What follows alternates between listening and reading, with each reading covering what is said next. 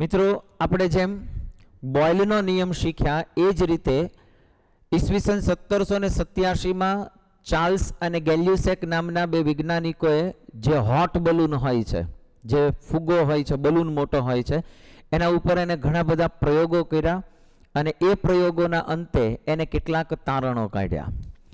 એને એવું સમજાયું કે જો વાયુ જે છે એનો જથ્થો નિશ્ચિત રાખવામાં આવે, બરાબર, એ ચોક્કસ અથવા તો એ નિશ્ચિત રાખવામાં આવે અને જો વાયુ છે એનું દબાણ છે એ તમે નિશ્ચિત કરી દો અથવા તો એને અચળ કરી દો. દબાણ કેવું કરવાનું છે? અચળ. જથ્થો કેવો રાખવાનો છે? ચોક્કસ અથવા તો નિશ્ચિત. તો આવા કેસની અંદર વાયુનું જે કદ છે એ એના તાપમાનને સમપ્રમાણમાં હોય. એટલે જેમ તાપમાન વધશે એમ વાયુનું કદ વધશે, જેમ તાપમાન ઘટશે એમ વાયુનું કદ ઘટશે.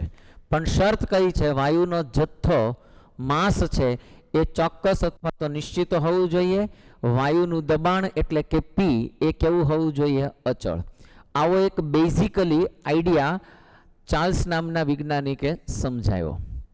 તમને હજી શબ્દશઃ ટોટલ આખો નિયમ છે એ હું હમણાં સમજૂતી આપું છું, કારણ કે આ નિયમની અંદર એક શબ્દ આવે છે, એ છે તાપમાન. અને એ કેવું તાપમાન છે?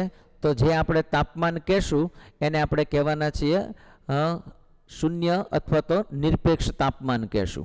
પણ એ જે નિરપેક્ષ તાપમાન છે એ તાપમાનને સમજતા પહેલા નિરપેક્ષ શૂન્ય તાપમાન સમજીએ. આ આખો નિરપેક્ષ શૂન્ય તાપમાનનો ખ્યાલ બ્રિટિશ વૈજ્ઞાનિક જે લોર્ડ કેલ્વિન નામના વૈજ્ઞાનિક હતા એને સમજાયો. એને વાયુનો જથ્થો અચળ અને દબાણ છે એને અચળ રાખ્યું. એ અચળ દબાણે જુદા જુદા વાયુઓને એના કદ એટલે કે વી, રાઈટ, વાયુનું કદ અને એની વિરુદ્ધ એનું તાપમાન ના એને જુદા જુદા ડેટા મેળવ્યા, રાઈટ. આમ ઉપર જોશો એમ કદનું મૂલ્ય છે એ વધતું જશે, બરાબર. આમ આગળ જશો એમ તાપમાન છે એનું મૂલ્ય છે એ વધતું જશે, રાઈટ. તો એને જુદા જુદા તાપમાનને રિલેટેડ કદના પ્રયોગોના ડેટા છે એ સમજાવ્યા. તાપમાન એને સેન્ટીગ્રેડમાં લીધું, કદ છે એ તમે લીટર અથવા તો ડીએમ નો ઘન છે એમાં લઈ શકો છો. અહીંયા તાપમાન છે એ એને કેવું લીધું? તો અહીંયા એને -300 સેન્ટીગ્રેડ, -200 સેન્ટીગ્રેડ, -100 સેન્ટીગ્રેડ, અહીંયા આપણે 0 સેન્ટીગ્રેડ, +100 સેન્ટીગ્રેડ અને હજી જો આગળ લઈ જાઓ તો +200 સેન્ટીગ્રેડ વગેરે આપણે લઈ શકીએ. પ્રયોગોના અંદર એને ઘણી બધી ચોંકાવનારી બાબતો જોવા મળી. કેવી? તો તાપમાન ને જેમ જેમ વધારતા જાઓ એમ કદ વધતું જાય અને જેમ તાપમાન ઘટાડતા જાઓ એમ કદ ઘટતું જાય. એને જુદા જુદા વાયુઓને અચળ દબાણ હેઠળ જ્યારે એને પ્રયોગોના ડેટા મેળવ્યા ત્યારે એને એક એવું તાપમાન મળી આવ્યું કે જે તાપમાને લગભગ બધા જ વાયુઓ છે એનું કદ છે એ 0 મળતું હતું. એટલે કે એનું કદ છે એ 0 આખું થઈ જાય છે. આ જુદા જુદા વાયુઓના ડેટા આપ્યા છે અથવા તો જુદા જુદા દબાણે વાયુઓ આપ્યા છે, બે લઈ શકાય, બરાબર. આ જુદું જુદું એનું દબાણ આપ્યું છે. તો અહીંયા તમે ચેક કરો કે જેમ જેમ જેમ જેમ તાપમાન ઘટતું ગયું એમ અહીંયા કદ છે એ ઘટતું જાય છે. તાપમાન ઘટતા ઘટતા જ્યારે -273.15 કેલ્વિન આવે છે એ સમયે મોટાભાગના જે વાયુઓ છે, આમ તો મોટાભાગના બધા જ વાયુઓ છે એનું કદ છે એ 0 થઈ જાય છે, મતલબ કે એ શૂન્ય કદ થઈ જાય છે. હા, હજી તમે તાપમાન ઘટાડી શકો પણ વાયુનું કદ છે એ માઇનસમાં પ્રેક્ટિકલી અથવા તો વાસ્તવિક રીતે શક્ય નથી, જેથી અહીંયા આપણે આને સ્વીકારવું પડશે. એટલે લોર્ડ કેલ્વિને એવું સમજાયું કે જ્યારે તાપમાન છે એ -273.15 સેન્ટીગ્રેડ થાય, કેટલું? -273.15 સેન્ટીગ્રેડ થાય એ સમયે તમામ વાયુઓ છે એનું કદ શૂન્ય થાય છે અને આ જ તાપમાનને આપણે નિરપેક્ષ શૂન્ય તાપમાન પણ કહીએ છીએ. તો નિરપેક્ષ શૂન્ય તાપમાનનું મૂલ્ય કેટલું થાય છે? -273.15 કેલ્વિન. રાઈટ. આનાથી નીચે તાપમાન છે એ વાયુના કદ માટે શક્ય બનતું નથી. રાઈટ. હવે આમાં જો તમે બે બાજુ ગણો તો એ સમયે આ જે તાપમાનનું શોધ કરી હતી એ કેલ્વિન નામના વૈજ્ઞાનિકે કરી હતી અને આ જ નિરપેક્ષ શૂન્ય તાપમાનને 0 કેલ્વિન પણ કહેવામાં આવ્યું. જો સેન્ટીગ્રેડમાં નિરપેક્ષ શૂન્ય તાપમાન કહે તો -273.15 સેન્ટીગ્રેડ અને કેલ્વિનમાં કહે તો એ 0 કેલ્વિન, જેને આપણે નિરપેક્ષ શૂન્ય તાપમાન કહેશું. બંને બાજુ +273.15 એડ કરો તો 0 કેલ્વિન બરોબર 273.15 કેલ્વિન થાય. દાખલા ગણતી વખતે જનરલી આપણે 0.15 ને ધ્યાનમાં લેતા નથી, એટલે 0 સેન્ટીગ્રેડ બરોબર 273 કેલ્વિન ગણીને ચાલવાનું. આમ તો જનરલી જ્યારે આપણે દાખલાઓ ગણીએ છીએ ત્યારે કેલ્વિનમાં જ એને ફેરવીએ છીએ અને એ કેટલું લઈએ છીએ? 273 કેલ્વિન. રાઈટ. ક્યારે? જ્યારે 0 સેન્ટીગ્રેડ હોય ત્યારે. જેમ 1 સેન્ટીગ્રેડનો વધારો થાય એમ 1 કેલ્વિનનો વધારો થાય. માની લ્યો કે અહીંયા -273.15 અથવા તો 273.15 કેલ્વિન બરોબર 0 સેન્ટીગ્રેડ હોય તો 273 ની જગ્યાએ માની લ્યો કે હું 283 કરી નાખું, બરાબર, તો અહીંયા 10 સેન્ટીગ્રેડ થઈ જાય. મતલબ અહીંયા હું 1 સેન્ટીગ્રેડનો વધારો કરું તો આ બાજુ 1 કેલ્વિનનો વધારો થાય. જો હું આ બાજુ 10 સેન્ટીગ્રેડનો વધારો કરું તો આ બાજુ 10 કેલ્વિનનો વધારો થાય. રાઈટ. એટલે કેલ્વિનમાં અને સેલ્સિયસમાં સંબંધ કેવો છે એ આઈડિયા ક્લિયર કરજો. હવે આપણે ફરી પાછા આ નિયમ ઉપર આવીએ તો ચાર્લ્સ નામના વૈજ્ઞાનિકે શું સમજાયું? એક તો મેં તમને સામાન્ય નિયમ સમજાયો કે વાયુનો જથ્થો ચોક્કસ, વાયુનું દબાણ અચળ. આવા કેસની અંદર વાયુનું નિરપેક્ષ તાપમાન છે એ વાયુના કદને કેવું હોય છે? સમપ્રમાણમાં.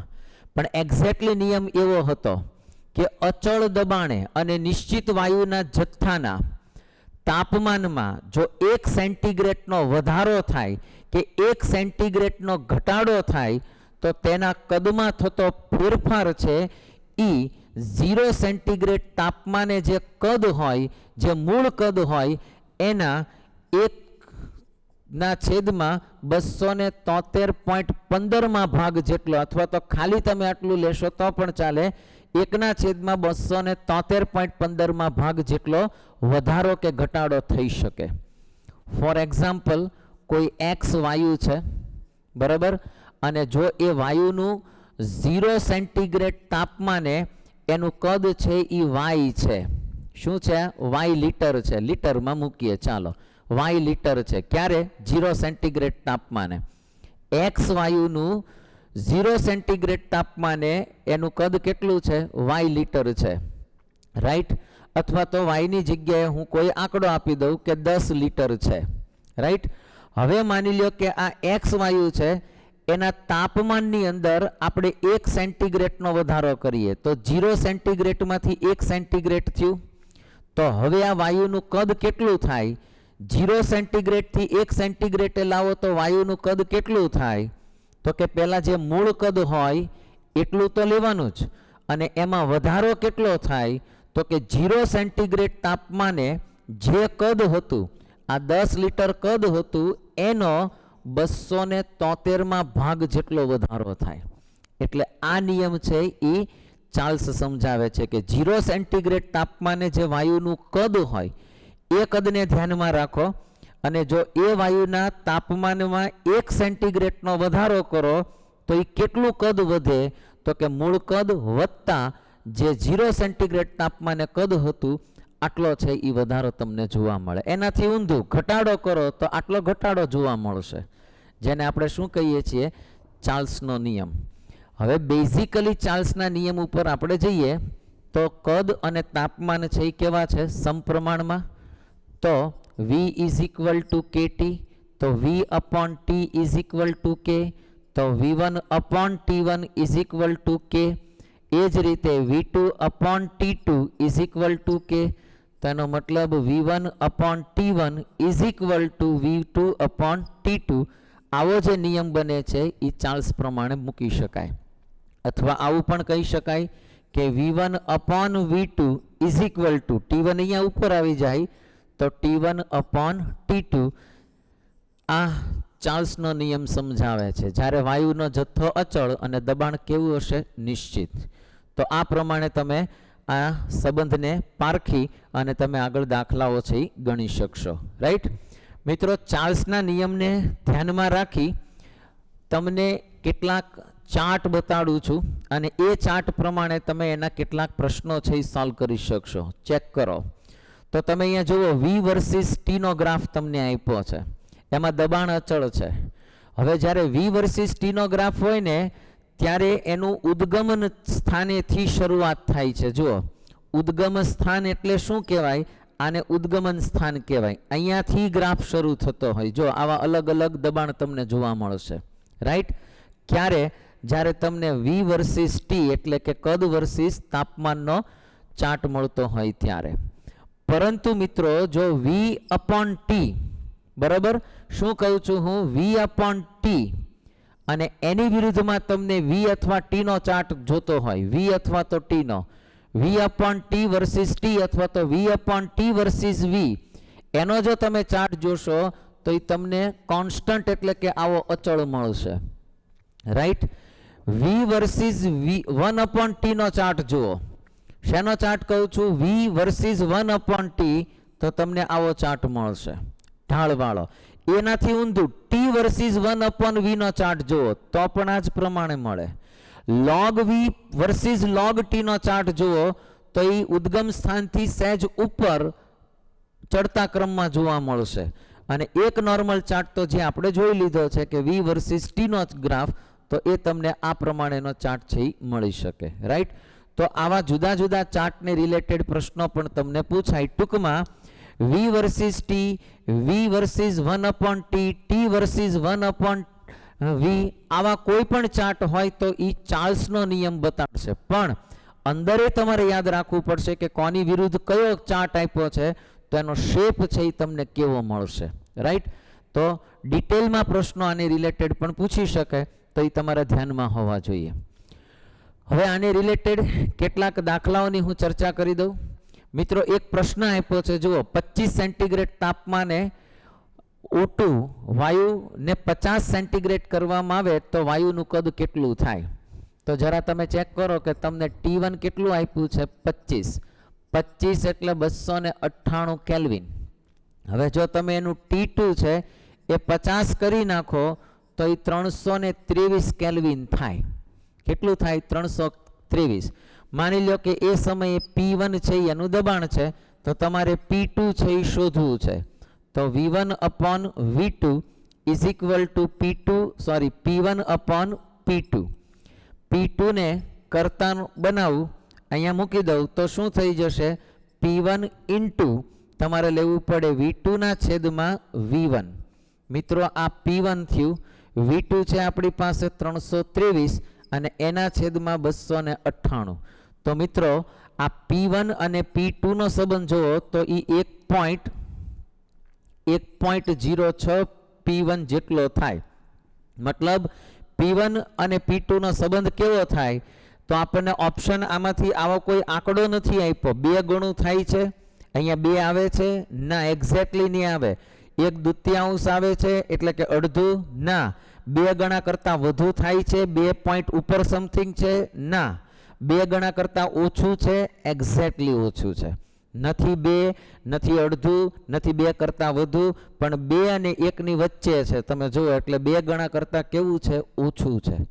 ઘણી વખત આપણે એવું વિચારીએ કે તાપમાન ડબલ થયું તો કદ પણ કેવું થાય? ડબલ. પણ તાપમાન સેન્ટીગ્રેડમાં ડબલ થયું છે, કેલ્વિનમાં ડબલ નથી થયું. અહીંયા ભૂલ નહીં કરતા, ધ્યાન રાખજો. હા, કેલ્વિનમાં જો ડબલ થઈ જશે ને મિત્રો તો ઓટોમેટિક ડબલ થઈ જશે. આ સેન્ટીગ્રેડમાં ડબલ કર્યું છે આપણે, એટલે ઘણા અહીંયા ભૂલ કરી જતા હોય છે. એટલે પ્રશ્ન શું કહેવા માંગે છે એ બરોબર સમજજો. રાઈટ, એક બાબતની ધ્યાન આમાં રાખવા જેવું છે. બાકી આની અંદર જુદા જુદા વિવિધ પ્રકારના દાખલાઓમાં આંકડાઓ ફેરવી સૂત્રનો કરતા અલગ અલગ બનાવી અને પૂછી શકાય. સેમ એ જ રીતે ગેલ્યુસેક નામના વૈજ્ઞાનિકે પણ આ જ નિયમ આપ્યો. ગેલ્યુસેક નામના વૈજ્ઞાનિકે શું નિયમ આપ્યો? તો સૌથી પહેલા સમજીએ કે જો વાયુનો જથ્થો છે, બરાબર, એ અચળ હોય, અથવા તો અચળ કહેવાની બદલે જો એ નિશ્ચિત હોય, ચોક્કસ હોય, અને પહેલામાં આપણે દબાણ અચળ રાખ્યું હતું, અહીંયા આપણે એવું કહેશું કે જો વાયુનું કદ જે છે, બરાબર, એ જો તમે અચળ રાખો તો આવા કેસની અંદર વાયુનું દબાણ છે એ નિરપેક્ષ તાપમાનને સમપ્રમાણમાં હોય. મતલબ જેમ તાપમાન વધશે એમ દબાણ વધશે, જેમ તાપમાન ઘટશે એમ દબાણ ઘટશે. એનો મતલબ એમ થયો કે P = KT, જ્યાં K એ શું હશે? અચળાંક હશે, રાઈટ? તો P/T = K. તો એનો મતલબ P1/T1 = K અને P2/T2 = K. જો કોઈ પ્રણાલીની શરૂઆતનું દબાણ P1 હોય, તાપમાન T1 હોય, અંતિમ દબાણ P2 હોય, તો તાપમાન કયું હશે? T2. તો એનો મતલબ એમ થયો કે P1/T1 = P2/T2. તો આવું પણ કહી શકું, T1/T2 = P1/P2. આ જે નિયમ આપ્યો એ કોને આપ્યો? ગેલ્યુસેકે. આ નિયમ ગેલ્યુસેક દ્વારા છે. દરેકમાં યાદ રાખો, બોઇલની અંદર તાપમાન અચળ હતું, ગેલ્યુસેકની અંદર કદ અચળ છે, અને ચાર્લ્સની અંદર દબાણ અચળ હશે. વાયુનો જથ્થો બધામાં નિશ્ચિત છે, જે અચળ છે એ સિવાયમાં જોવાનું. ખાલી બોઇલની અંદર વ્યસ્ત પ્રમાણ છે, બાકી બેયની અંદર કેવું છે? સમપ્રમાણમાં, રાઈટ? તો આટલી મેટર છે એ ત્રણેયના નિયમમાં ખબર પડવી જોઈએ. હવે અહીંયા તમે ગેલ્યુસેકના કેટલાક ગ્રાફ આપ્યા છે. ગ્રાફની અંદર પણ તમારે આ જ યાદ રાખવું પડશે. P વર્સિસ T નો ગ્રાફ હોય તો સમજવાનું કે એ ગેલ્યુસેક છે, રાઈટ? 1/T અથવા તો P/T = Na વર્સિસ T કે P હોય તો પણ આ તમને ગેલ્યુસેક આપી શકે. તો તમે આના જુદા જુદા ગ્રાફ છે એ ચેક કરી શકો છો મિત્રો. જો P/T, T/1/P, log P versus log T, P versus 1/T, આવા દરેક પ્રકારના ગ્રાફના શેપ છે એ તમારે યાદ રાખવા પડશે મિત્રો. Shape is important, right? હવે મારે એમાં ડિટેલથી કંઈ કહેવાની જરૂર નથી, કારણ કે મેં બે ગ્રાફ તમને ઓલરેડી આ પ્રમાણેના સમજાવ્યા છે, તો એ પ્રમાણે તમે એના ગ્રાફ યાદ રાખી શકશો, બરાબર? એક નાનકડી ચર્ચા કરીએ. નિરપેક્ષ શૂન્ય તાપમાનની જેવો જ એક મુદ્દો છે, એ છે STP અને SATP.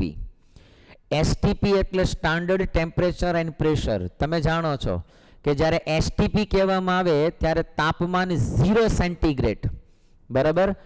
STP ની અંદર તાપમાન છે 0 સેન્ટીગ્રેડ, આઈધર 273 કેલ્વિન લેવાનું, રાઈટ? અને પ્રેશર જે છે એ જનરલી તમારે કેટલું લેવાનું? તો કે 1 વાતાવરણ. શું લેવાનું? 1 વાતાવરણ. આ STP થયું, સ્ટાન્ડર્ડ ટેમ્પરેચર અને પ્રેશર. જનરલી આદર્શ વાયુ હોય તો તાપમાન અને દબાણ જો સામાન્ય રીતે આટલું હોય તો એનું કદ છે એ તમને 22.4 લિટર મળતું હોય, જો વાયુ આદર્શ હોય તો.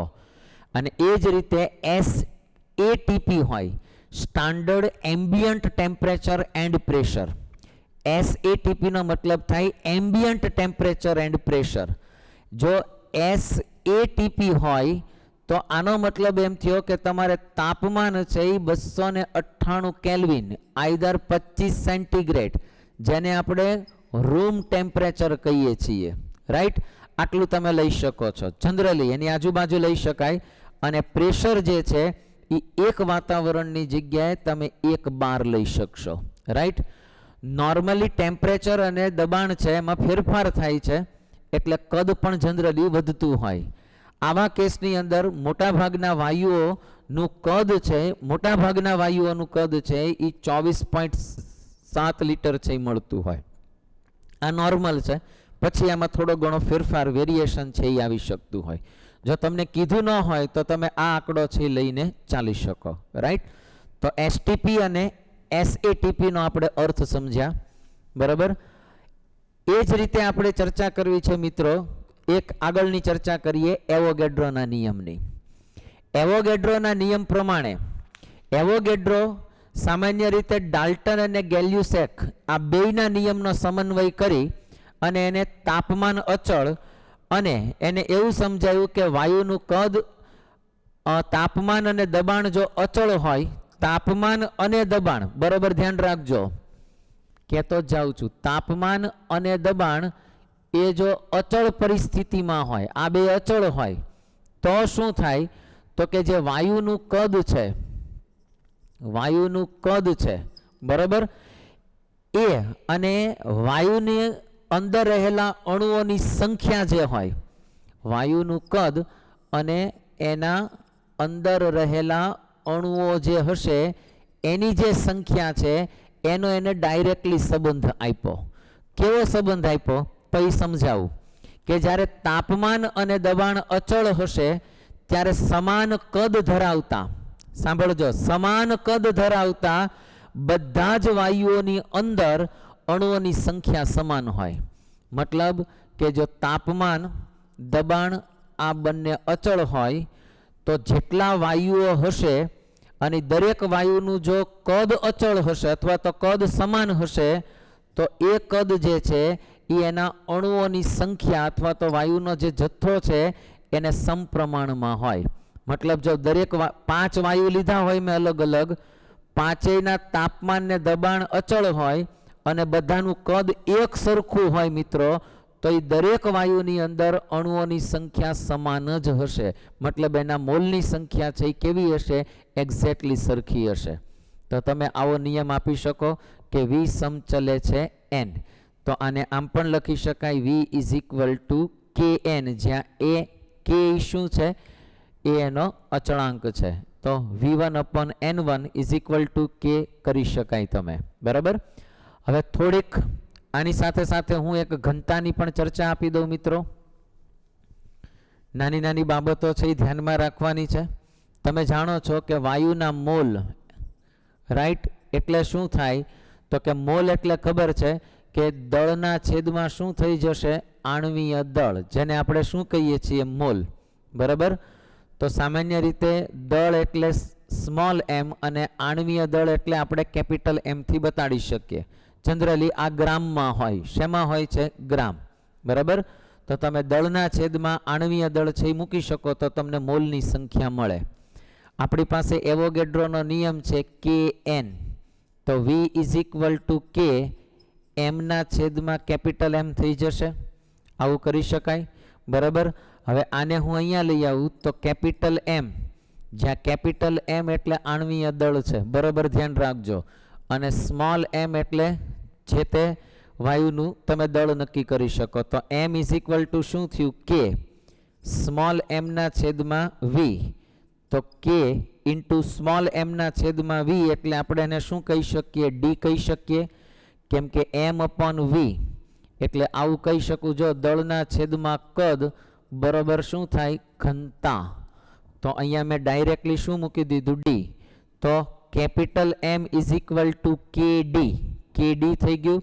હવે આ તો અચળાંક છે તો એનો મતલબ એમ થયો કે કેપિટલ M એટલે આણ્વીય દળ છે, એટલે કે વાયુનું આણ્વીય દળ છે એ વાયુની ઘનતા જે હોય એના સમપ્રમાણમાં હોય. મતલબ જેમ આણ્વીય દળ વધશે એમ એની ઘનતા વધશે. વાયુની અંદર એ ફિક્સ છે કે જ્યારે તાપમાન ને દબાણ અચળ હોય મિત્રો, આ ફિક્સ છે, તાપમાન અને દબાણ અચળ હોય તો જેમ વાયુનું આણ્વીય દળ વધે એમ એની ઘનતા છે કેવી થાય, વધતી જાય. આવો એક સંબંધ છે એ પણ આપણી પાસે મળે છે, તો એ પણ યાદ રાખવાનું. આવા જુદા જુદા સૂત્રો છે ને એક સરખી તારવણી કરીને યાદ રાખવું પડશે તો તમે ઝડપથી દાખલાઓ ગણી શકશો. એક નાનકડો દાખલાની ચર્ચા કરીએ.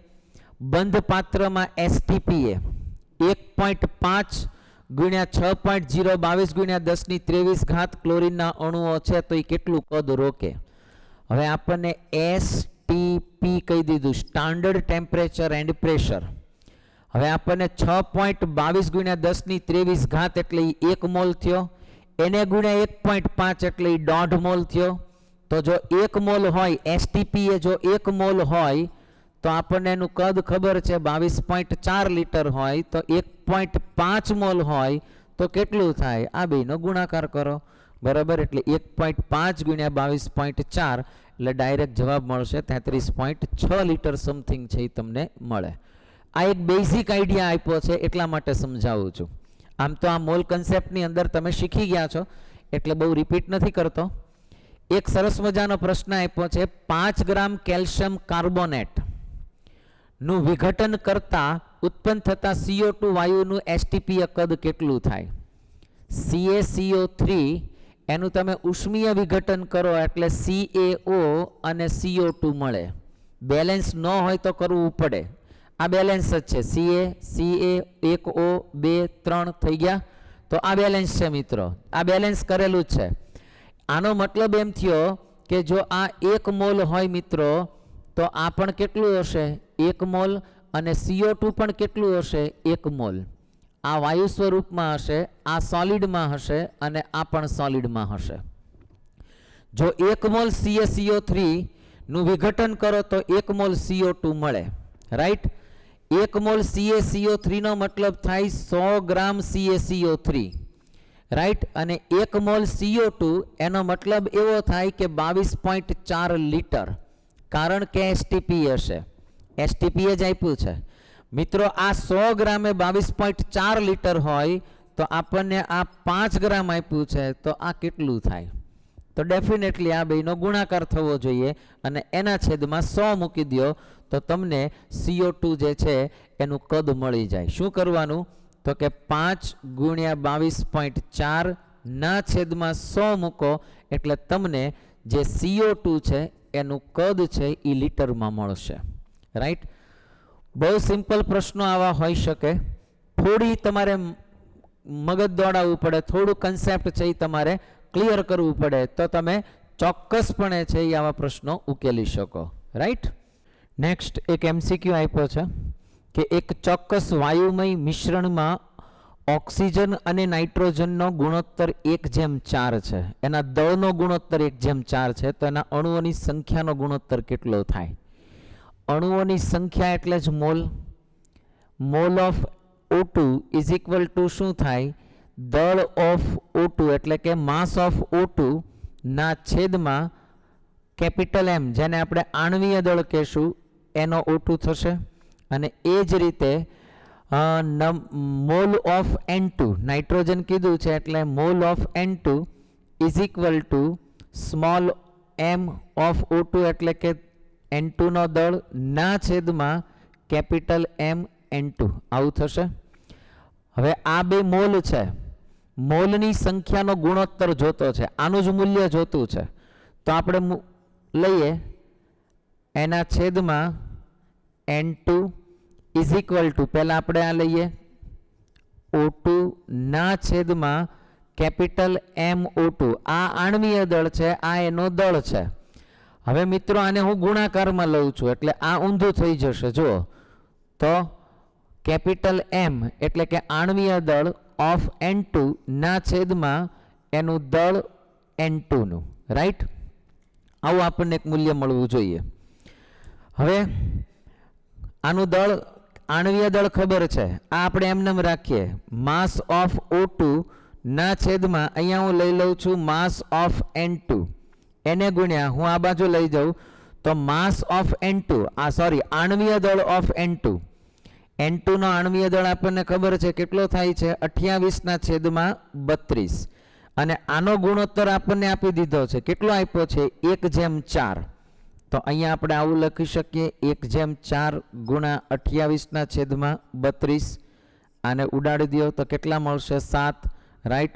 તો 7/32 આપણો જવાબ થઈ ગયો. 7/32 એ જ આપણો જવાબ છે. જો ઓક્સિજનનો અણુઓની સંખ્યા અને નાઇટ્રોજનના અણુઓની સંખ્યાનો ગુણોત્તર છે એ આપણને ડાયરેક્ટ મળે. પણ આ એવોગેડ્રોનો નિયમ જો પરફેક્ટલી આવડતો હોય, યોગ્ય રીતે સમજ્યા હો તો એ આગળ વધી શકાય, રાઈટ. સો આટલી મેટર છે એ તમારા માઇન્ડમાં પહેલાં ક્લિયર હોવી જોઈએ. હવે આ બધા જ નિયમોને આપણે એક પછી એક ભેગા કરતા જઈએ અને કેટલાક આગળના નિયમો છે એ સમજતા જઈએ. હવે જો આપણને બોયલનો નિયમ કીધો તો કે તાપમાન છે એ અચળ હોવું જોઈએ અને વાયુનો જથ્થો છે એ નિશ્ચિત હોય, તો આવા કેસની અંદર વાયુનું જે કદ છે એ એના દબાણને સમપ્રમાણમાં નહીં પરંતુ એના વ્યસ્ત પ્રમાણમાં હોય, બોયલના નિયમ પ્રમાણે. કોના નિયમ પ્રમાણે? According to Boyle. હવે યાદ કરો, ચાર્લ્સનો નિયમ જુઓ તો દબાણ અને જથ્થો અચળ હોય તો કદ જે છે એ તાપમાનને કેવું હોય છે? સમપ્રમાણમાં, જેને આપણે ચાર્લ્સનો નિયમ કહીએ. અને એ જ રીતે જો ગેલ્યુસેકની બદલે આપણે સીધો લેવાનો એવોગેડ્રોનો નિયમ, ગેલ્યુસેક નહીં લેતા, એવોગેડ્રોનો નિયમ લ્યો તો દબાણ અને તાપમાન અચળ હોય તો વી એટલે કે વાયુનું કદ જે છે એ વાયુના અણુઓ જે છે અથવા તો એનો જે જથ્થો હોય છે એને સમપ્રમાણમાં હોય, જેને આપણે એવોગેડ્રોનો નિયમ છે એ કહી શકશું. રાઈટ? આ બધામાં કદ જુઓ એક સરખું છે, તો હું ત્રણેયને ભેગું કરી દઉં તો હું આવું કહી શકું, n ઇન્ટુ ટી ના છેદમાં શું થઈ ગયું? પી. રાઈટ? હવે વી જે છે એમાંથી આ નિશાનીને આપણે દૂર કરી દઈએ, તો જો મારે આ નિશાનીને પ્રમાણની નિશાનીને દૂર કરવી હોય મિત્રો તો મારે એક અચળાંક મૂકવો પડે. અત્યાર સુધી આપણે એક અચળાંક મૂકતા હતા કે, પણ હવે આ ત્રણેયને ભેગા કર્યા છે એટલે વાયુને સંયુક્ત રીતે લાગુ પાડી શકાતો હોય એવો એક કોમન અચળાંક મૂકીએ છીએ જેને આપણે આર કહેશું. અને અહીંયા આર જે છે ને એ વાયુનો સાર્વત્રિક અચળાંક છે. કેવો અચળાંક છે? સાર્વત્રિક, યુનિવર્સલ કોન્સ્ટન્ટ જેને કહેવાય. તો v is equal to R N T ના છેદમાં પી. આપણે એને પ્રોપરલી લખીએ તો PV is equal to N R T. અહીંયા આગળ પી જે છે એ દબાણ છે, વી છે એ કદ છે, મોલની સંખ્યા છે, સાર્વત્રિક અચળાંક છે અને ટી એ તાપમાન છે. અને આ સમીકરણને આદર્શ વાયુનું સમીકરણ કહેવાય. કેવું કહેવાય છે આને? આદર્શ વાયુનું સમીકરણ. મિત્રો જો તમારે કદ ફક્ત જોતું હોય તો v is equal two nRT ના છેદમાં p થાય. જો દબાણ એકલું જોતું હોય તો p is equal two nRT ના છેદમાં p થાય, v થશે. તો આ રીતના તમને p v જે સ્વતંત્ર તમારે પદ જોતું હોય તમે આ સૂત્ર ઉપરથી મેળવી શકશો. પણ અહીંયા બહુ જ એક અગત્યની ડિસ્કશન એ છે કે અહીંયા જે આર જે છે એના મૂલ્યો અલગ અલગ એકમ પ્રમાણે મળી શકે. આ આરના એકમો છે એ જનરલી મોટા ભાગે 0.0821 અથવા 8.314 ગુણ્યા 10⁻². આ મોટા ભાગે આપણે યુઝ કરીએ છીએ, ખાસ કરીને યુનિટમાં જરૂર હોય. પણ જો જ્યારે 0.0821 હોય ને મિત્રો ત્યારે આનો એકમ છે એ લીટર વાતાવરણ પર અહીંયા મોલ અને કેલ્વિન થશે. આવો એનો એક એકમ થાય, પર મોલ પર કેલ્વિન. અને જો 8.314 ગુણ્યા 10⁻² લ્યો મિત્રો તો આનો એકમ છે એ લીટર તો આવશે પણ વાતાવરણની જગ્યાએ 12 પર મોલ પર કેલ્વિન આવો એનો એકમ છે એ તમને મળી શકે. રાઈટ? એ ઉપરાંત જો તમને એવું કહેવામાં આવે કે આરનો એસઆઈ એકમ કયો છે તો યાદ રાખજો 8.314 જ લેવાનું. ખાલી શું લેવાનું? 8.314. પણ જ્યારે તમે 8.314 લ્યો ને મિત્રો ત્યારે ધ્યાન રાખજો કે લીટર બારની જગ્યાએ તમે ડાયરેક્ટ સીધું શું મૂકી શકશો? જૂલ. રાઈટ? અને આવો એકમ થઈ જાય જૂલ પર મોલ પર કેલ્વિન. આવો એનો એકમ છે એ થતો હોય. આપણે કેલ્વિનને કેમાં દર્શાવીએ તો ચાલે. આ જૂલમાં આપ્યો. આ જ રીતે જો તમારે કેલરીમાં લેવો હોય તો તમારે આને લગભગ 4.2 થી ભાગી નાખો એટલે લગભગ 1.987. ઘણી વખત આને રાઉન્ડ ફિગરમાં 2 ગણવામાં આવે છે તો આનો એકમ થઈ જશે કેલરી પર મોલ પર કેલ્વિન છે આનો એકમ થઈ જાય. જો કેલરીમાં જ લેવું હોય તો આવો થાય. જૂલની બદલે અર્ગમાં લ્યો તો તમારે આને ગુણ્યા 8.314 ગુણ્યા 10⁻². જૂલની જગ્યાએ તમે લઈ શકશો અર્ગ પર મોલ પર કેલ્વિન છે એ તમે એકમ લઈ શકશો. આવા જુદા જુદા એકમો આરના છે એ તમને પરીક્ષામાં પૂછી શકે. લીટરની જગ્યાએ તમે મિલી કરી નાખો તો અહીંયા તમારે 0.082 ની જગ્યાએ તમારે 82.1 લઈ શકશો. તો આવા આરના જુદા જુદા એકમો છે એ તમારા મગજમાં સ્પષ્ટ હોવા જોઈએ. દાખલો પૂછતી વખતે જો વાતાવરણ આપ્યું હોય તો તમારે આ એકમ લેવો જોઈએ. જો તમને માની લો કે 12 કીધું હોય તો તમારે આ એકમ છે એ લેવો જોઈએ. રાઈટ. થર્મોડાયનેમિક્સની અંદર આ જૂલ અને કેલ્વિન વાળા એકમ છે એની જરૂર પડતી હોય, ઘણી વખત અર્ગની પણ જરૂર પડશે. તો આ આરના એકમો છે એને રિલેટેડ પ્રશ્નો અને દાખલામાંની કિંમતો માટે પણ બહુ જ અગત્યનું છે. સો આ દરેકે દરેક એકમો છે તમારા મગજમાં સ્પષ્ટ હોવા જોઈએ. જો મિત્રો બોયલ, ચાર્લ્સ અને એવોગેડ્રો ત્રણેયના નિયમને ભેગા કરીએ તો એવા કેસની અંદર તમને એક સંયુક્ત રીતે એક સમીકરણ મળે જેને આપણે સંયુક્ત વાયુનું સમીકરણ કહી શકીએ. દાખલા તરીકે PV = nRT છે. આવા કેસની અંદર જો વાયુ છે એના n એટલે કે મોલ છે એને અચળ કરી દેવામાં આવે અથવા તો વાયુનો જથ્થો અચળ કરી દેવામાં આવે તો આપણને એક સામાન્ય સૂત્ર મળે. જો શરૂઆતનું દબાણ P1, કદ V1 = n. n એટલા માટે લઉં છું કેમ કે એ અચળ છે, n1 નહીં લખું. R પણ અચળ છે કેમ કે યુનિવર્સલ અચળાંક છે. અને શરૂઆતનું તાપમાન જો T1 હોય તો P1 V1 upon T1 = nR. પણ અહીંયા n અચળ છે અને R પણ અચળ છે એટલે n અને R એ બંને જો અચળાંક હોય તો તમે આવું પણ કહી શકો કે P1 V1 upon T1 = nR એમ P2 V2 upon T2 = nR થાય. આ શરૂઆતનું દબાણ, શરૂઆતનું કદ, શરૂઆતનું તાપમાન, અંતિમ દબાણ, અંતિમ કદ અને અંતિમ તાપમાન. તો આપણી પાસે એક સિમ્પલ સૂત્ર મળે P1 V1 upon T1 = P2 V2 upon T2. આ પ્રકારના સમીકરણને સંયુક્ત વાયુનું સમીકરણ કહેવાય. આ જે છે એ આદર્શ વાયુનું સમીકરણ છે. આ છે એ કેવું છે? સંયુક્ત વાયુનું સમીકરણ. અહીંયા ત્રણ નિયમોને મેં સંયુક્ત કર્યા, ભેગા કર્યા, બરાબર, ચાર્લ્સ, બોયલ્સ અને એવોગેડ્રોને. તો આને પણ નિયમનો ઉપયોગ કરી અને આને રિલેટેડ આપણે દાખલાઓ છે એ ગણી શકીએ. થોડી વધારે ચર્ચા મિત્રો કરું તો આપણે PV = nRT છે એમાં આપણે ઘણા બધા ઘોષપરોણા કરી શકીએ છીએ. ફોર એક્ઝામ્પલ, દાખલા તરીકે PV = nRT છે તો અહીંયા n એટલે મોલ, મોલ એટલે દળના છેદમાં આણ્વીય દળ થાય. તો હું આવું પણ કહી શકું PV = M/M RT, આવું થઈ શકે. તો P કેપિટલ M અહીંયા લઈ જાઓ સ્મોલ છેદ m ના છેદમાં V RT.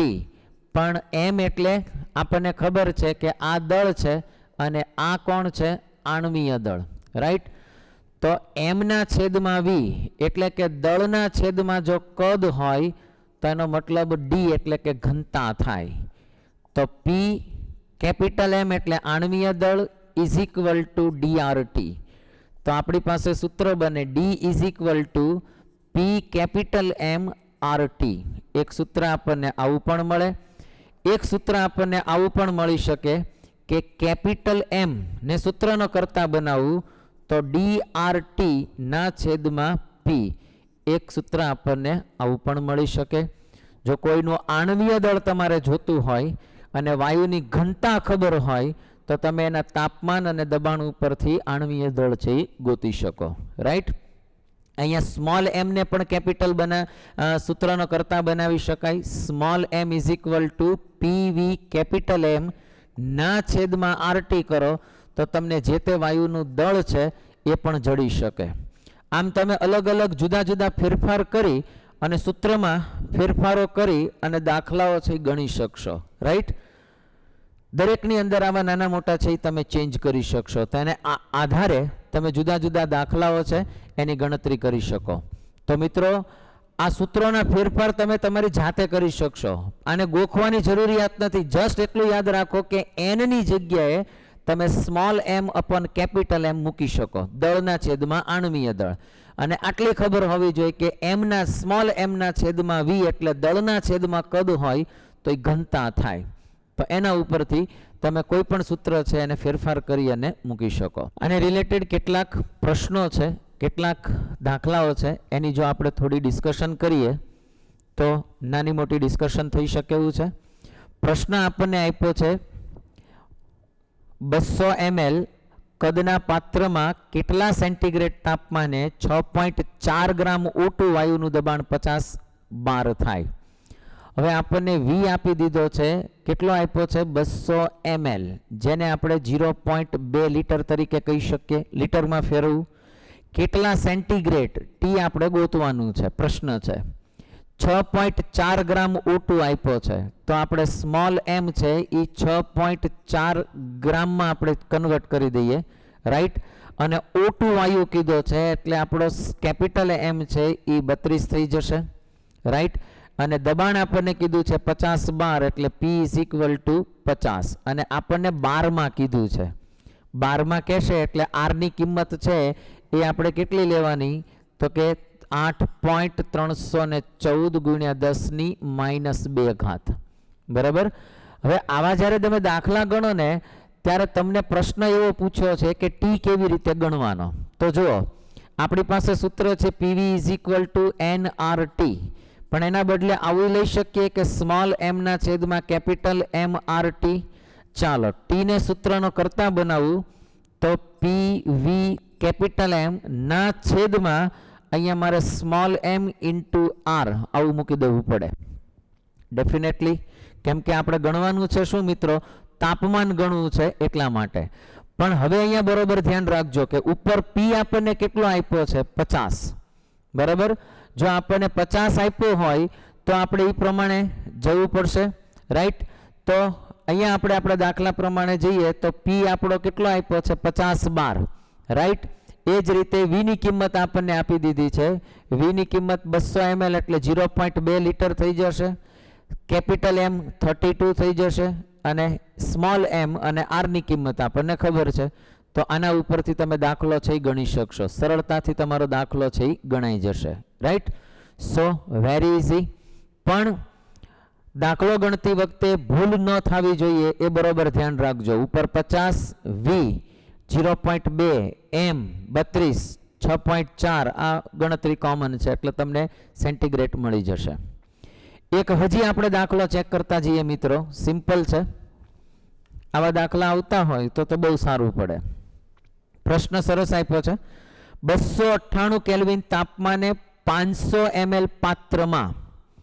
હવે જો આપણને T આપી દીધો છે 298 કેલ્વિન, બરાબર. 500 ml એટલે V = 0.5 લીટર થયું, અને 4 ગ્રામ H2 વાયુ ભરેલો છે, 4 ગ્રામ H2.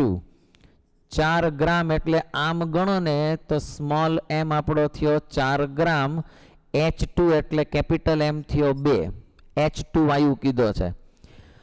પ્રશ્ન એવો કીધો છે કે પાત્રમાં છિદ્ર હોવાના કારણે સમયમાં થોડા સમય બાદ પાત્રનું દબાણ 50 બાર માલુમ પડે છે. હવે આપણને P કેટલો મળ્યો 50 બાર માલુમ પડ્યો. થોડીક વાર પછી કેટલાક વાયુના અણુઓ જતા રહ્યા હશે, તો આપણને કીધું છે કે પાત્રમાંથી કેટલા અણુઓ છે એ જતા રહ્યા હોય. હવે જો આપણી પાસે કદ છે, તાપમાન છે, બધું જ છે. આને જો માની લ્યો કે હું મોલમાં સીધો ડાયરેક્ટ કન્વર્ટ કરી નાખું તો અહીં ચાલે કે નહીં. સ્મોલ m ના છેદમાં કેપિટલ M એટલે 4/2, તો 2 મોલ થઈ ગયા એટલે n ની કિંમત મળી ગઈ, સીધું ચાલે, બરાબર.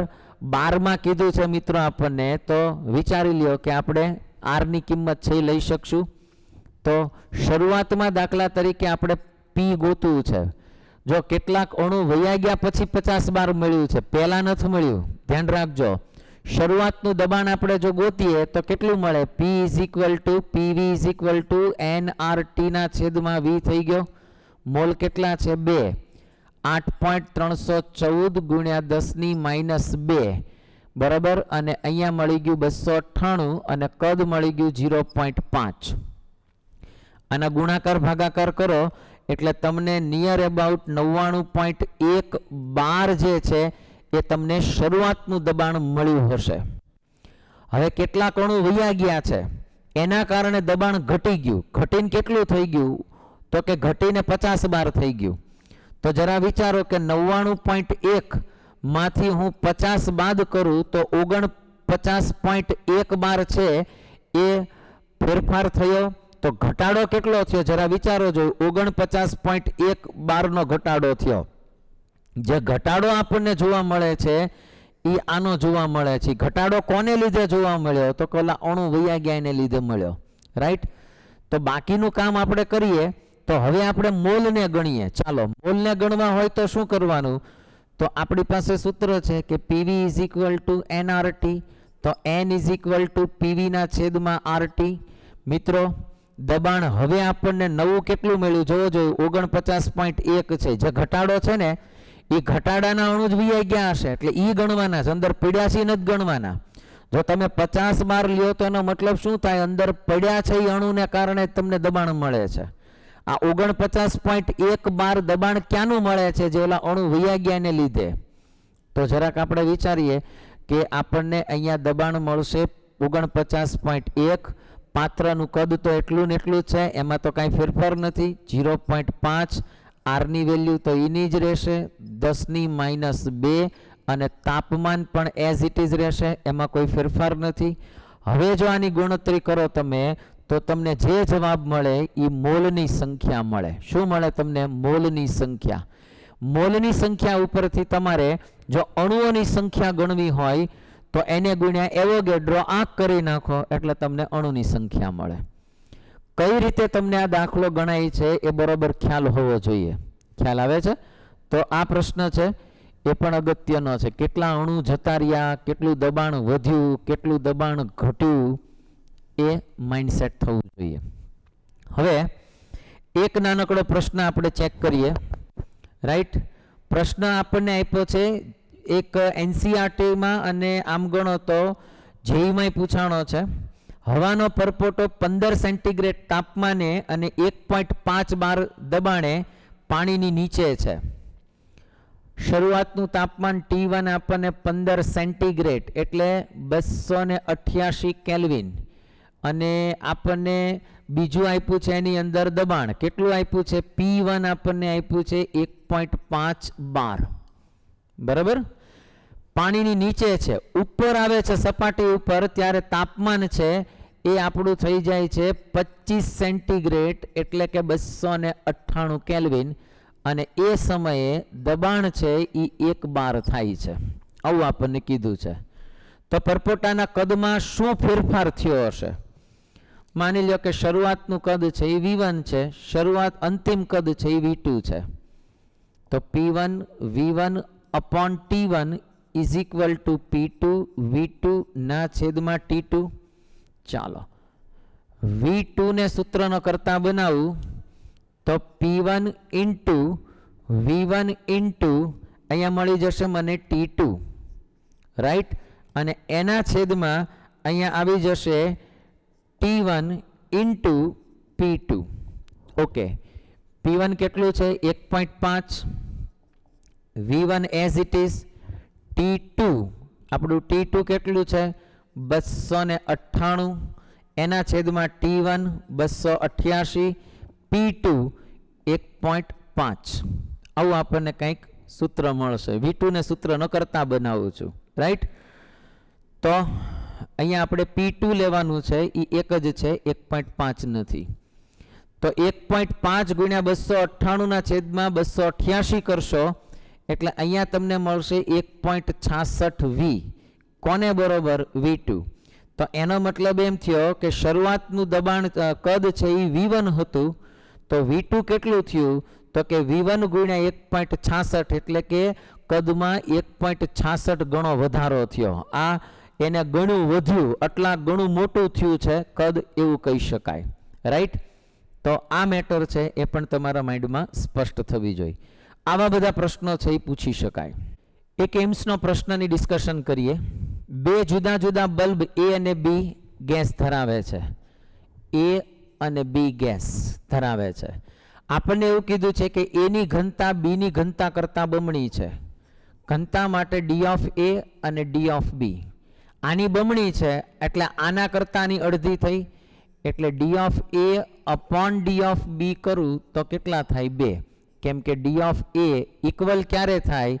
જ્યારે 2 વખત ડી ઓફ બી થાય ને ત્યારે બે સમાન થાય, કેમ કે આ ડબલ છે, આ એના કરતાં અડધું છે. રાઈટ? તો આપણને એક આવું મળ્યું. હવે એમ કીધું છે એનું આણ્વીય દળ છે એ બી કરતાં અડધું છે. તો આણ્વીય દળ માટે એમ ઓફ એ અને એમ ઓફ બી, તો આવું થાય M of A upon M of B બરોબર હાફ, એટલે કે 2 વખત એમ ઓફ એ થાય ને ત્યારે 1 વખત એમ ઓફ બી થાય, આના કરતાં અડધું છે એટલા માટે. રાઈટ? પ્રશ્ન એવું કીધું છે તાપમાન જો અચળ હોય તો એ અને બી ના દબાણનો ગુણોત્તર ગોતો. આપણી પાસે સૂત્ર છે D is equal to P M upon R T. ચાલો ડી ઓફ એ એટલે P of A M of એ આ બે કેવા છે? અચળ. એના છેદમાં લઈ લઉં ડી ઓફ બી, આને ગુણાકારમાં લઉં તો R T P of A into M of A, આવું થઈ જશે. હવે D of A is equal to શું થાય છે? 2 ડીબી થાય છે.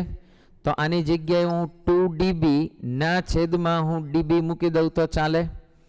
આ આપણે ગુણોત્તર જોતો છે એટલે પી ઓફ એ એમ એ કેટલો છે જોવો જોઈએ. આ એમ બી ની જગ્યાએ 2 એમ એ મૂકી દઉં તોય ચાલે ને. તો અહીંયા હું એમ ઓફ એ મૂકી દઉં, આર ટી તો આમે કેન્સલ થવાના, આર ટી પી ઓફ અહીંયા પી ઓફ અહીંયા બી આવશે, અહીંયા પણ બી આવશે. રાઈટ? તો અહીંયા મૂકી દઉં પી ઓફ બી, એમ ઓફ બી એટલે કેટલા થાય? તો કે 2 એમ ઓફ એ આટલા થશે. બરાબર?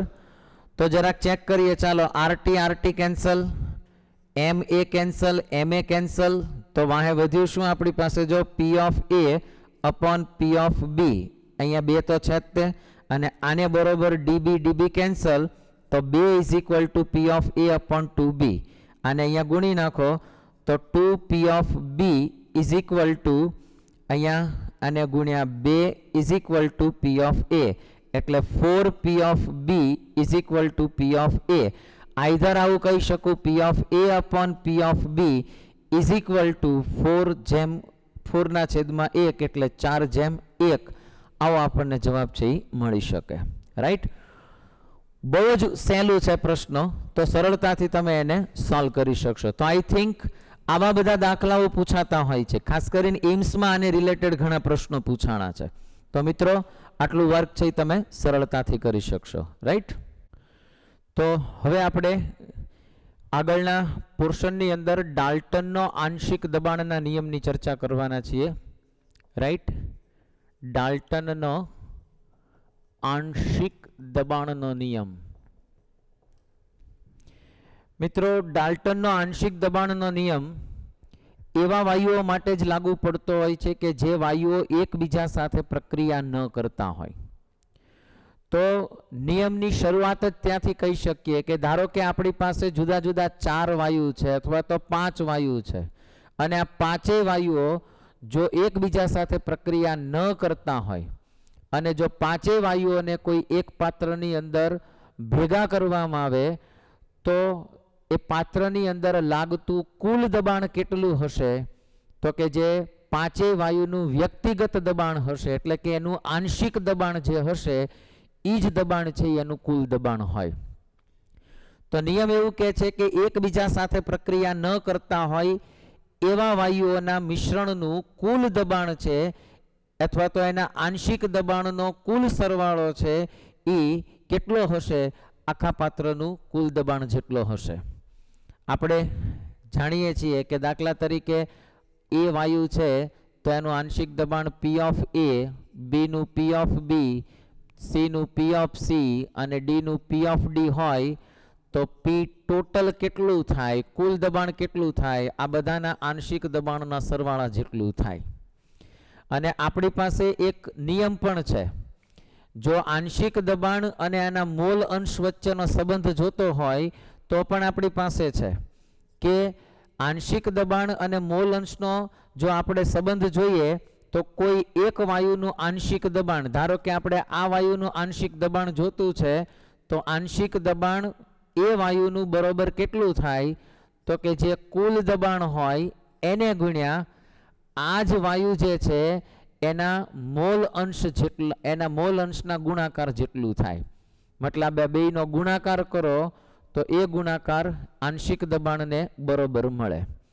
તો આના ઉપરથી તમે આવું કહી શકો કે પી ટોટલ જે છે એ તમને કેટલું મળે તો કે આંશિક દબાણ ના છેદમાં એના મોલ અંશ મૂકો એટલું થાય.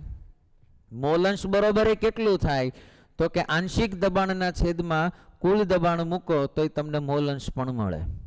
રાઈટ. દરેક વાયુના મોલ આપણી પાસે હોય તો એના ઉપરથી દરેકના મોલ અંશ મળી જાય.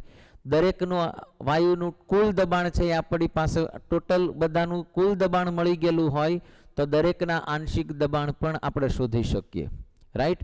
તો આના ઉપરથી તમે આંશિક દબાણ છે એની પ્રાપ્તિ છે એ કરી શકશો. તો આમાં સૂત્રની તારવણી ઉપર બહુ જવાની જરૂરિયાત નથી. કુલ આ સૂત્ર છે યાદ રાખો. એવી જ રીતે બી નું જોતું હોય તો પી ટોટલ ઇન્ટુ એક્સ બી, જ્યાં બી વાયુના મોલ અંશ આવશે, એ જ રીતે સી માં અને એ જ રીતે ડી માં. બરાબર. હવે માની લ્યો કે તમને ટકાવારીમાં પ્રશ્ન પૂછે આ જ રીતે, આમાં જો ટકાવારીમાં પ્રશ્ન પૂછે તો તમારે કોઈનું આંશિક દબાણ જોતું હોય તો શું કરવાનું? બરોબર ધ્યાન રાખજો. ટકાવારીમાં હજી ઘણા ભૂલ કેવી કરે છે એ તમને કહું. અહીંયા તમને એ વાયુ જે છે, આ એ વાયુ જે આપેલો છે એ વાયુનું, આ વાયુનું કદથી ટકા લેવાના. શું લેવાનું? એનું કદથી ટકા લેવાના છે. જો દળથી નથી કીધા મેં, ધ્યાન રાખજો. શું કીધું છે? કદથી ટકા લેવાના અને એને ગુણ્યા તમારે પી ટોટલ જે આપ્યો હોય તે, અને એના છેદમાં ટકાવારી છે એટલે આપણે છેદમાં શું મૂકશું? 100. આ એનું આંશિક દબાણ છે એ ટકાવારી ઉપરથી મળે. પણ આ ટકા છે એ કદથી આપ્યા છે, દળથી નથી આપ્યા. જો દળથી આપ્યા હોય તો તમારે મોલમાં જવું પડશે. Be careful. રાઈટ. એક બીજી વાત કે ઘણી વખત તમને શુષ્ક વાયુ જે છે એનું આંશિક દબાણ પૂછતા હોય. શુષ્ક વાયુ એટલે કઈ રીતે કે ઘણી વખત એવું બને કે પાણી ઉપરથી ઓક્સિજન વાયુ છે એને ભેગો કરવામાં આવે અને માની લો કે એનું આંશિક દબાણ તમારે જોતું હોય તો મિત્રો જે પાણી ઉપરથી ઓક્સિજન વાયુ ભેગો કર્યો હોય એ વાયુની અંદર પાણીનો ભેજ પણ અંદર શામિલ હોય.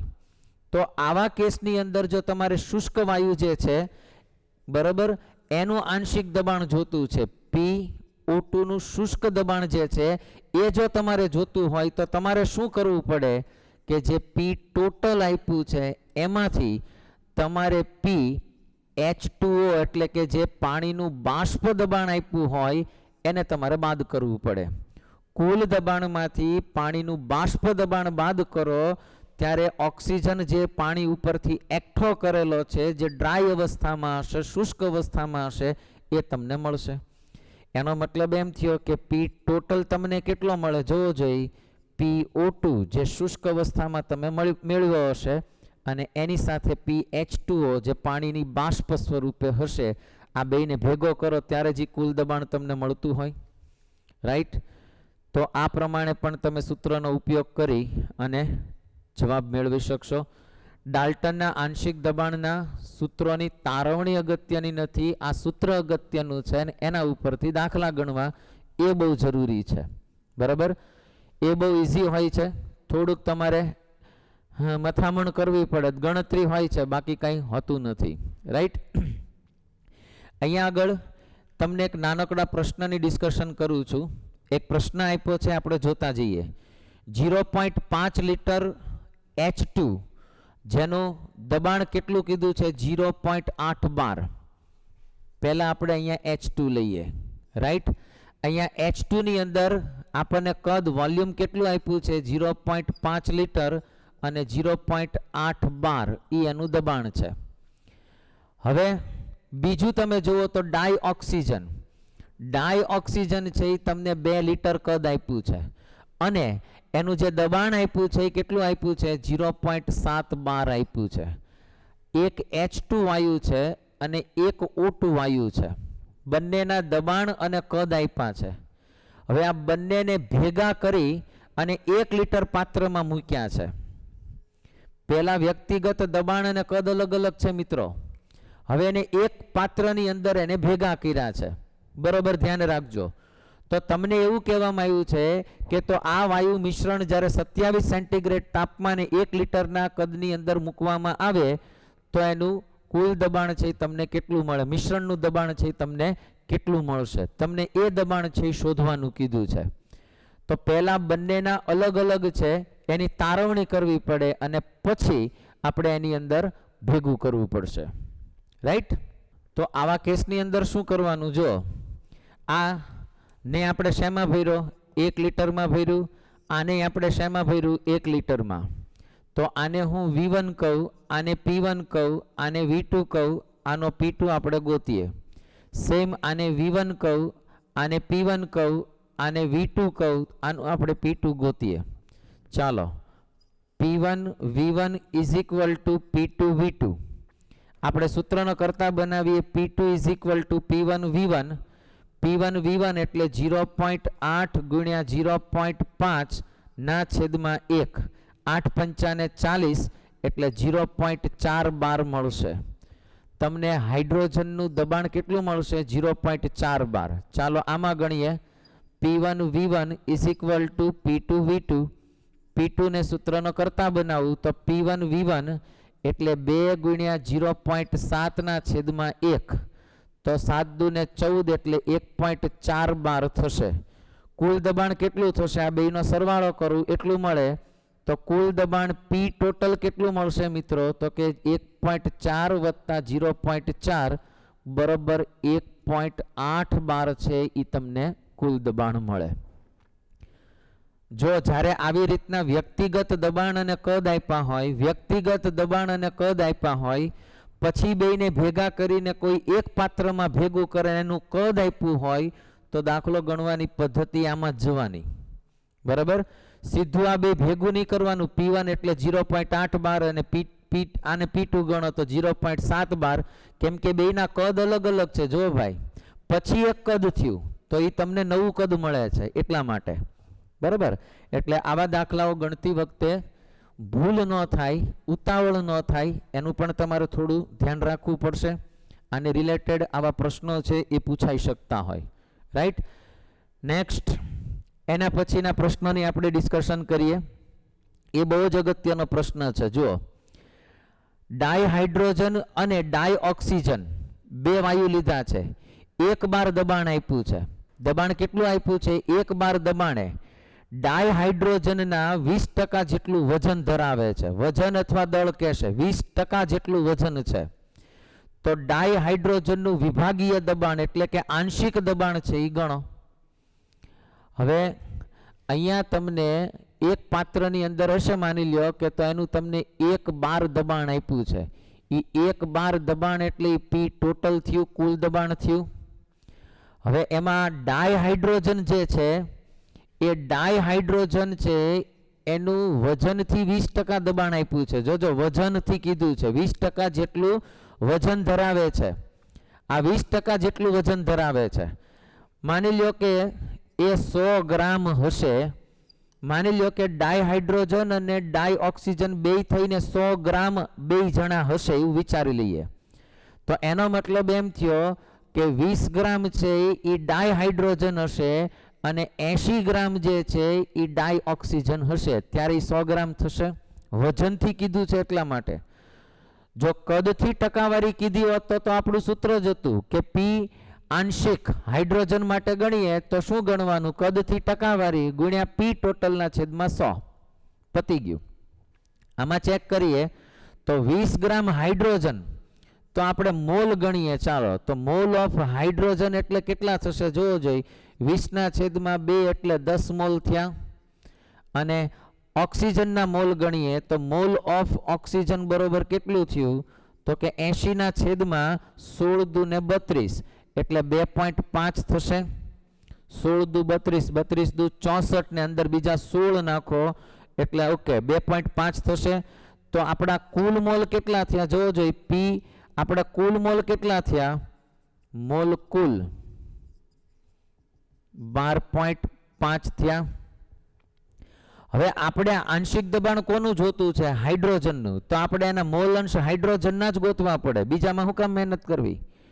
હાઇડ્રોજનના મોલ અંશ બરોબર 10 ના છેદમાં તમારે 12.5 મૂકવાના, કેમ કે હાઇડ્રોજનના મોલ કેટલા? 10, કુલ મોલ કેટલા? 12.5. તો તમને આના એક મોલ અંશ છે એ સીધો મળી જશે. તો 12.5 ના 10 ના છેદમાં તમે 12.5 મૂકો તો મિત્રો આનો જવાબ તમારે 0.8 સમથિંગ આવે, બરાબર. તો આને આપણે લઈ લઈએ 0.8, એ મોલ અંશ મળ્યા. આનું આંશિક દબાણ જોતું છે તો પી ઓફ ડાયહાઇડ્રોજન બરોબર મોલ અંશ of dihydrogen into P total. ચાલો પી ટોટલ તો એક આપ્યો છે જુઓ, તો શું થયું? 0.8 ગુણ્યા 1 બરોબર 0.812 છે. એ એનું આંશિક દબાણ છે એ તમને જોવા મળે. વજનથી કીધું છે એટલા માટે. કદથી કીધું હોત તો વસ્તુ અલગ હતી. આપણને શું કીધું છે? વજનથી કીધું છે, બરાબર. એટલે જવાબની અંદર કંઈક ડિફરન્સ આવશે. એટલે એ ભૂલ ન થવી જોઈએ. દાખલો ગણતી વખતે એ ધ્યાન રાખજો. વજનથી કીધું છે કે કદથી? જો કદથી કીધું હોત 20%, તો આપણે શું કરત? P of dihydrogen is equal to 20 ગુણ્યા 1 ના છેદમાં 100, તો 0.2 જવાબ આવે. આઈડિયા આવે છે? કદથી કીધું હોત તો. આ વજનથી કીધું છે. એક દાખલાની ચર્ચા કરીએ આપણને કે માની લો કે કોઈ એક વાયુ એ છે, એના 2 મોલ છે. બી છે એના 3 મોલ છે. સી છે એના 5 મોલ છે. અને કોઈ ડી છે એના 10 મોલ છે. આટલા મોલ છે. આ 4 વાયુઓ એકબીજા સાથે પ્રક્રિયા કરતા નથી એવું માનીને ચાલીએ, બરાબર. અને આજે પૂરેપૂરો આજે 4 વાયુને ભેગા કર્યા છે ત્યારે આનું કુલ દબાણ પી ટોટલ છે એ 1.512 છે. તો હવે આપણને પ્રશ્ન એવો પૂછ્યો છે કે જે દબાણ સી વાયુ જે છે એનું આંશિક દબાણ છે એ તમે ગોતો. ચાલો થોડો પ્રશ્નને ફેરફાર કરું. માની લ્યો કે હું પ્રશ્નનો ફેરફાર કરું. આનો આંશિક દબાણ તો સરળતાથી મળશે. આપણે એવું કહીએ કે પી ઓફ સી છે એ 1.512 છે. તો આનું કુલ દબાણ છે એ શોધો. ઊંધું કરીએ તો જો 2 મોલ 3 મોલ 5 મોલ અને 10 મોલ કુલ મોલ કેટલા થશે? તો 3 ને 2 5 ને 5 10 ને 10 20 મોલ થશે. હવે આપણે ફક્ત સીમાં જ જવું છે, આની સાથે સંબંધ છે. તો આપણે જરા વિચારીએ કે એક્સ ઓફ સી, આને આપણે મોલ અંશ ગણીએ તો કેટલા થાય જોવો જોઈએ. 5 ના છેદમાં 20 થશે. આ એના મોલ અંશ મળી ગયા. આપણે ભલે આ એઝ ઇટ ઇઝ આમ નામ રહ્યું. હવે આપણને પી of C bar, P of C છે 1.512 કીધું છે. તો કુલ દબાણ ગણો તો પી of she is equal to P total into x of C થાય. આ ગોતવું છે તો પી ટોટલ ઇઝ ઇક્વલ ટુ શું થાય? આને છેદમાં મૂકી દઉં તો પી ઓફ સી આપણને કેટલું આપ્યું છે જોવો જોઈએ. 1.5 ના છેદમાં શું થશે? 5 ના છેદમાં 20. 20 ઉપર વયા જાય તો કેટલા થાય? તો કે ભાઈ 20 ઉપર ગયા એટલે 15 દુ ને 30 અને એના છેદમાં 5, તો આપણને કેટલું મળશે? 6 બાર. કુલ દબાણ કેટલું હશે? 6 બાર જેટલું છે એ કુલ દબાણ આપણને મળશે, બરાબર. આવો કોઈ પણ દાખલો થોડો ઘણો ટ્વિસ્ટ કરીને પૂછી શકે. કોઈ પણ ના ગ્રામ આપી દે. માની લો કે ઘણી વખત મોલની જગ્યાએ ગ્રામ આપ્યા હોય કે 56 ગ્રામ નાઇટ્રોજન છે, 44 ગ્રામ કાર્બન ડાયોક્સાઇડ છે, 16 ગ્રામ મિથેન છે. તો શું કરવાનું? 56 ગ્રામ ડાયનાઇટ્રોજન કીધો હોય તો આપણને ખબર હોવી જોઈએ કે 2 મોલ થાય. CO2 44 ગ્રામ કીધો હોય તો 1 મોલ થાય. 88 ગ્રામ કીધો હોય તો 2 મોલ થાય. પહેલાને મોલમાં કન્વર્ટ કરો, મોલમાંથી મોલ અંશમાં ફેરવી શકાય અને પછી આ સૂત્રનો ઉપયોગ કરી અને જે પૂછ્યું હોય એના ઉપર આપણે જઈ શકીએ, રાઈટ. તો આવા દાખલાઓ પણ ઘણી વખત આપણને ગણવામાં હેલ્પફુલ થશે. મોલ ગ્રામ એકબીજામાં કન્વર્ટ કરતા આવડવું જોશે તો સરળતાથી જવાબ મળશે. રાઈટ. સો આ ટોપિકને આપણે આ પ્રમાણે જોવો પડશે.